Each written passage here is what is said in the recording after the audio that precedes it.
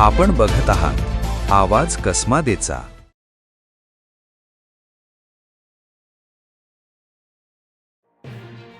देवळा तालुक्यातील खर्डे इथं ग्रामसभेनं दारूबंदीचा ठराव मंजूर करूनही अवैध दारू विक्री सुरू असल्यानं मंगळवार दिनांक 16 रोजी राज्य उत्पादन शुल्क विभाग आणि देवळा पोलिसांनी स्वतंत्र कारवाया करत दारू विक्रेत्यांवर धडक कारवाई केली।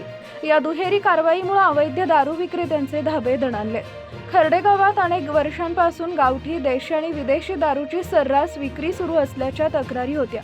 दारूमुळे अनेक कुटुंब उद्ध्वस्त होत असल्यानं ग्रामसभेत दारूबंदीचा ठराव करून दारूबंदी समितीची स्थापना करण्यात आली होती। त्यानंतर ही गावात खुलेआम दारू विक्री सुरू असल्यानं समितीनं पोलिसांकडे तक्रार केली होती। त्यानुसार मंगळवारी सकाळी सुमारे 7 वाजता मालेगाव येथील राज्य उत्पादन शुल्क विभागानं निरीक्षक लीलाधर पाटील, दुय्यम निरीक्षक सागर नलावडे यांच्यासह पथकानं खर्डे इथं धाड टाकली।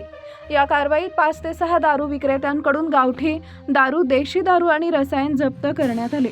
संबंधित आरोपींना नोटीस देण्यात आली असून त्यांच्या विरुद्ध आरोपपत्र दाखल करून न्यायालयात हजर करण्यात येणार असल्याचं अधिकाऱ्यांनी सांगितलंय। त्यानंतर दुपारी सुमारे 12 वाजता देवळा पोलीस ठाण्याच्या सहाय्यक पोलीस निरीक्षक नंदा पाटील, पोलीस कॉन्स्टेबल श्रावण शिंदे, चंद्रकांत पवार आणि दिलीप सोनवणे यांनी सुभाष माळी यांच्या घरावर छापा टाकला।